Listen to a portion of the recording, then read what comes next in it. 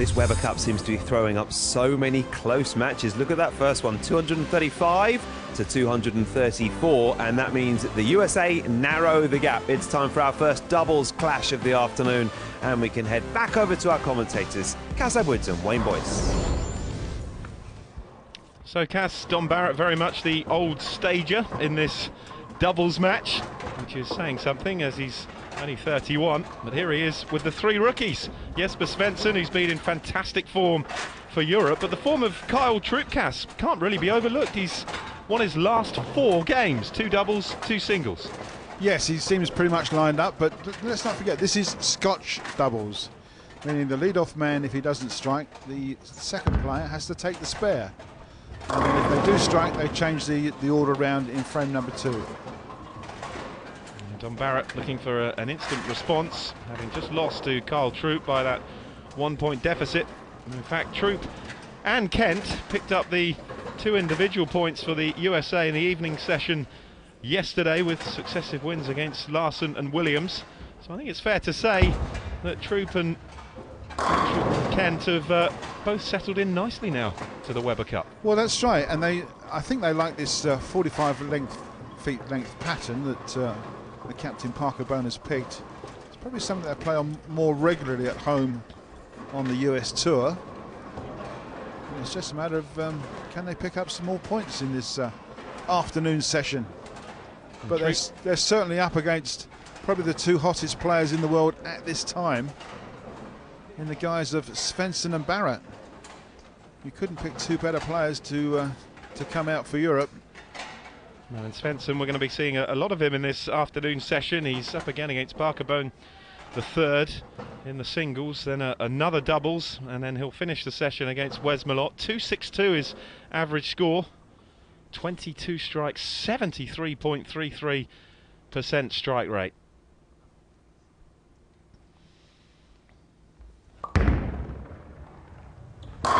And Svensson gets Europe up and running with a strike. It's the left-handed two-hander with the shovel shot that rips the rack and gives Europe 30 pins to start with, using the full width of the lane. Look at this, a little bit light on the head pin, and carries all 10. How about that? Kyle Troup's win against Dom Barrett was certainly a big point for the United States, but if they can pick up another point here, the momentum will certainly be with the Americans if they can get back to 13-10. Can Troup respond? Yes, he can! And he is very much in the groove at the moment. Yeah, carries on from where he left off in his previous singles game. Great looking shot, playing wide at right-hand side. Letting that ball come off the oil pan onto the dry part of the lane, and it just turns left. High fives all round. This is the first of the 3 remaining doubles matches in this year's Weber Cup. Other than that, it's all singles unless it goes to 18 all. Great strike from Barrett, and then we'll finish with a Baker. It's a double for Europe though. Yes, a very quick 60 pins, 2 strikes in a row. And that's a classic shot, right in the 1-3 pocket, carries all 10. Heavens above, he said, I've taken out the corner pins. How about that? That's certainly a response to his previous singles match against Kyle Troup, where the 10 just almost seemed glued to the surface. Yeah, he had 6 single pin spares in that game. First look at Marshall Kent.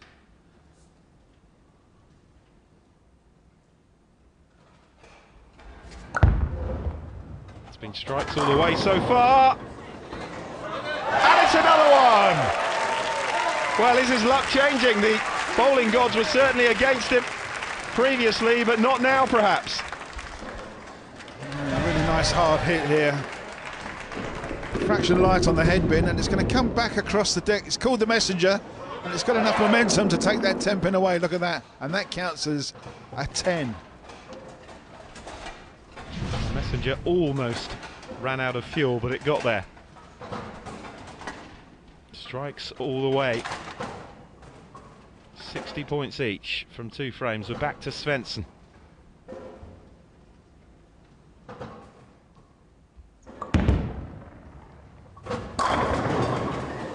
Leaves the 7th. Yep, leaves a pin standing in the corner, and of course Scotch doubles. His partner has to stand up and spare it. Using the full width of the lane, yes, but light on the head pin, and that's why the 7 pin in the corner has stood there. Don Barrett now has to throw a straighter ball across lane and hold for the 7 pin, and does nicely. So it's a spare which is worth 19. But Europe have blinked first here.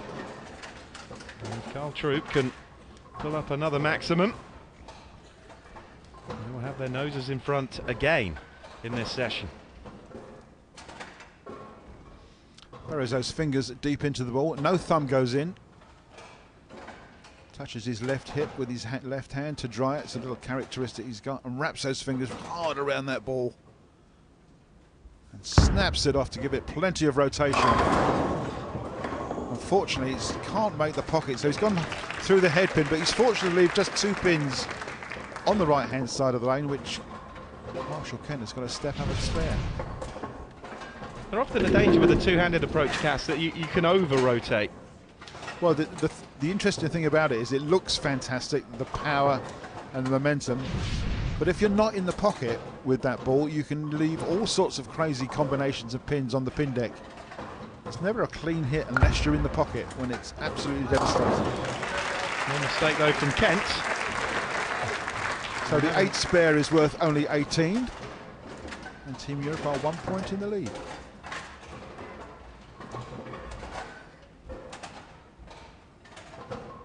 Svensson may be a rookie, but he's certainly looked like an old stager at the Weber Cup, and given his performances here already, no doubt we're sure to see him for many years to come. Well, he's had the biggest win possible on the US Tour. He's won the Tournament of Champions last year at only age 21.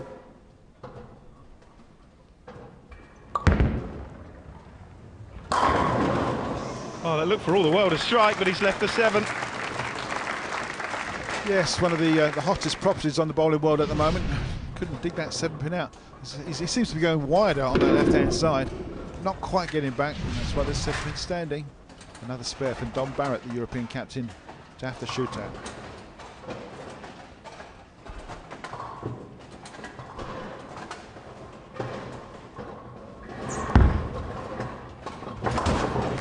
Taken away by Don Barrett.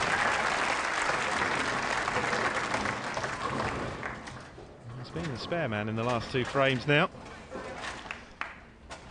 Well, yeah, I mean, spares are okay. They're worth, 17, 18 or 19, whatever you shoot on that first ball. As long as they don't have open frames, that seems to be the trouble. That seems to be the killer of the game. But these guys are of such a high standard, you don't see that many open frames. It's all spares and strikes, which is great to see under this new scoring system. Well, looking to put the US in front, but that's what you were talking about, Casa. A horrible split again for Carl Troup. Yeah, something went a little bit wrong here. It didn't hit quite right. And it's left the 8 and the 10, which is just ridiculous leave off of a pocket hit. Carl cannot believe it, because he knows that Marshall Kent will not spare this. This is almost an impossible spare. And it will be the first open frame. See Barrett and Svensson deep in discussion behind Marshall Kent as he lines this one up. He needs to make sure he took at least 1. You never know how crucial that 1 pin could be. We saw that in the last singles between Barrett and Troup. And there's the scoring so far. That first open frame then in frame 4 for Kent and Troup. 2 strikes, 2 spares for Barrett and Svensson. And the Swedes looking to get back on the strike trail here and hit home the advantage of that American open frame. Yeah, it was a very unfortunate open frame for them. Can the Europeans take advantage? Yes, with a hitman. Perry's all 10 with a great looking shot, and the crowd have really erupted. It's a high 5 round for the European guys. How about that? And cries of Europe, Europe. Don Barrett was saying, wasn't he? He wanted the Americans to feel the heat this afternoon, and the partisan crowd will play their part in that. Certainly starting to enjoy himself is Jesper Svensson, and we'll be seeing more of him later through this session. After leaving that horrible split last time out, he hoped for better this time around, but he hasn't. And suddenly, he's hit the ropes, Carl Troup. Yeah, kind of the wheels kind of come off in the last two shots. Now he's changed line on that first ball. He's moved slightly inside to the left, not playing the outside of the lane, and it's hit high. Look at that, straight on the, and it's left the 4 and the 9 pin standing. So he was trying to make some sort of change there to get some more reaction in the back end, and it's come off worse than he anticipated. It is a makeable spare, but it's quite difficult. You've got to hit the 4 pin very light, left hand side, and bounce it across. And the odds are it could well be another open frame, which would be 2 in a row. It would be an absolute disaster for the Americans. Oh, he's missed them completely. And it is a second successive open frame for Kent and Troup. Yeah, they certainly didn't need that. Just 8 pins scored in that frame. It was very close. He knew exactly what he wanted to do. He could have just chipped that one across. It would have taken the spare out, and it would have been worth 18. He's looking to hit that so thin, isn't he, to get it across. It's no surprise that he's missed the pin. Well, from 60 feet, you have to be very, very accurate. Don Barrett now working on a strike. Could just about turn the screw on this one and steam away. And he does. Fabulous shot from Don Barrett, and look at the reaction. Getting that crowd behind him. That's what he was talking about before play started this afternoon. And there is daylight between the seams now. It's a great looking shot from Barrett, right in the pocket. Goes through the 1, 3, 5 and the 9 pin and carries all 10. When you're struggling, it's like double jeopardy, Cass, isn't it? You're struggling with your own game, but then your opponents, of course, relax because they get themselves into a lead. That's what it's all about. Yeah, you're quite right, Wayne. Double pressure. The Americans back in 2 opens in a row now. Where's Carl going to throw this one? Right down the middle of the lane. Can't quite make it unless that messenger hits. It hits, but it won't take it out. So it's only 9, which is better, obviously, than a split. But Carl Troup has changed his line totally from the first couple of shots. He was wide outside on the right-hand side of the lane. Now he's just pushing down in the oil and hoping to make some pins. Well, he can only go to 114 here. You can tell by the look on his face, he's not a happy bunny just at this particular time. Marshall Kent takes the spare, it's worth 19. 44 points, the difference. Yes, that's quite some lead at this stage. There's 4 frames to go, and I can't see the Europeans giving anything up. Svensson just wiping all the oil off of his ball. He's playing out on the left-hand side on his own. So there's still plenty of oil out there, but he's got enough rotation on his ball to hook up through it and make the pocket. It's almost just like a carry contest with this guy. He's a strike machine. Can he pick up all 10 pins? He can! It's another 30 for Barrett and Svensson. And they have a 74 pin advantage. Although Troup has this frame in hand, it is a big, big lead. Yes, some considerable doubles partnership, this Barrett and Svensson. Another great looking strike there.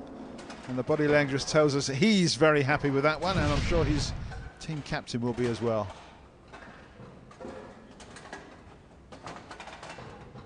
Pressure time now on Carl Troup.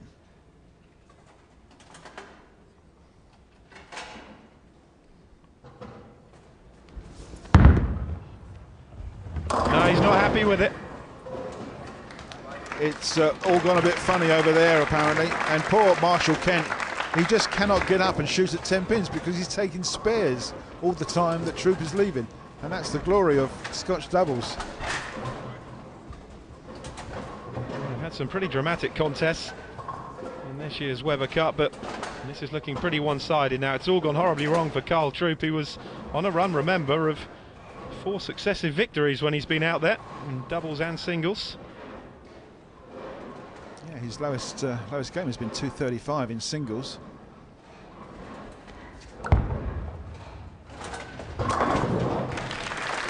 Shot from Kent.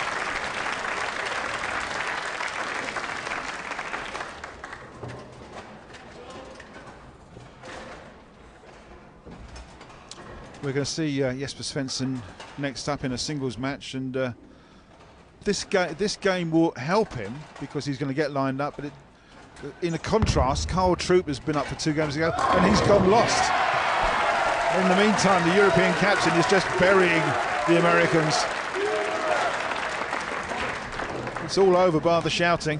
4 in a row now for Svensson and Barrett. Svensson looks set to continue this remarkable record that the only match he's been involved in losing is the Baker, and it's very difficult to count that as an individual defeat, isn't it? He only bowled 2 balls, or 3 balls, yeah. He's effectively unbeaten here, Svensson. Oh, well done, Carl. Get back there with 10. It's good to see. Really have warmed to him, haven't they, the crowd here? Well, the only difference that's really going to make is that Marshall Kent can stand up and bowl at 10 pins. Well, there's the scorecard, which looks pretty tasty for Barrett and Svensson. Just 2 spares, the rest all perfect. And the crowd have certainly taken to Jesper Svensson here. They can see that this game is pretty much over. And he's just 5 pins. And that's certainly 5 pins, isn't it? Another strike, and that is a victory and a point for Europe.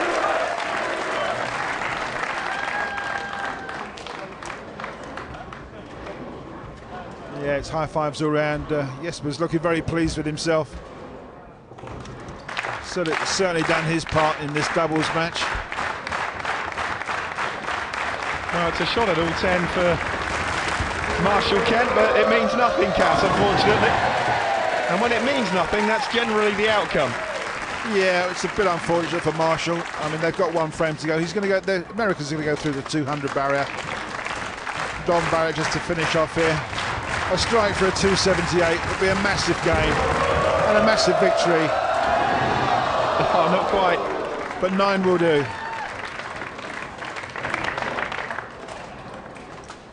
Yeah, Scotch doubles. Jesper's got to spare this one to get the pin count.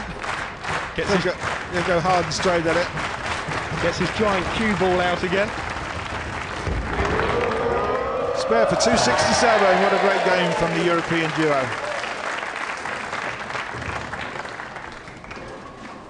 Well, the Americans just with their last frame to bowl. Well, he's still enjoying himself despite the fact his run of wins has come to an end. And he'll love this atmosphere, won't he? Can only take 9 though. And Marshall Kent gets another spare to look at. It's quite amazing that Carl's had a pretty poor game, but the crowd have really taken to him, haven't they? Marshall's just telling Carl off, you've left me another single pin to bowl at, and he's going to bowl this one left-handed, 2-handed. Can he make the spare? Oh. No, he can't.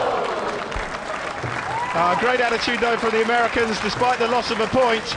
It is 14-9, and Europe move within 5 of winning the Weber Cup. More to come very shortly.